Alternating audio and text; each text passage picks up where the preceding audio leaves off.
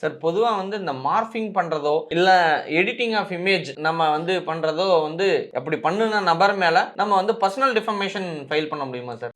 கண்டிப்பா பர்சனல் டெஃபமேஷனும் பண்ண முடியும், கிரிமினல் டெஃபமேஷனும் பண்ண முடியும், சிவில் டெஃபமேஷனும் பண்ண முடியும். கிரிமினல் டெஃபமேஷன்றது போலீஸ்ல கம்ப்ளைண்ட் கொடுக்கறது, சைபர் கம்ப்ளைண்ட் பண்ணலாம், ஆன்லைன் சைபர் கம்ப்ளைண்ட் பண்ணலாம், சைபர் போலீஸ். ஏன்னா யாருனே தெரியாது இவரை அப்படின்ற பட்சத்தில் நம்ம பார்க்கவே இல்லை, குற்றம் இந்த மாதிரி சைபர்ல நடந்திருக்குன்னா சைபர் போலீஸ்ல பண்ணலாம். அது மாதிரி அவங்க யார் என்ன நபர்னு தெரிஞ்சு போச்சு அப்படின்னா அவங்க பேர்ல ஒரு நஷ்டஈடு, பெருந்தொகையா நஷ்டஈடே கேட்கலாம். ஏன்னா உங்களுடைய மானம் அந்த மாதிரி அது போனதுனால கண்டிப்பா நம்ம கேட்கறதுக்கான உரிமை நமக்கு உண்டு. இதுக்கு நஷ்டஈடு மட்டும்தான் கேட்க முடியுமா சார், இல்ல சிறை தண்டனை அப்படிங்கிறது இருக்குங்களா சார்? கண்டிப்பா சிறை தண்டனை அவங்க கொடுக்க முடியும். கரெக்டா ஒரு வருஷத்துல இருந்து 2 வருஷம் வரைக்கும் கூட தண்டனை வாங்கி தர முடியும். சார் பொதுவா இதுல இந்த மாதிரி அந்த மார்ஃபிங் பண்றதுல ஆண்களுக்கு பெண்களுக்குன்னு ஏதாவது சட்டத்துல வேறுபாடு இருக்குங்களா சார்?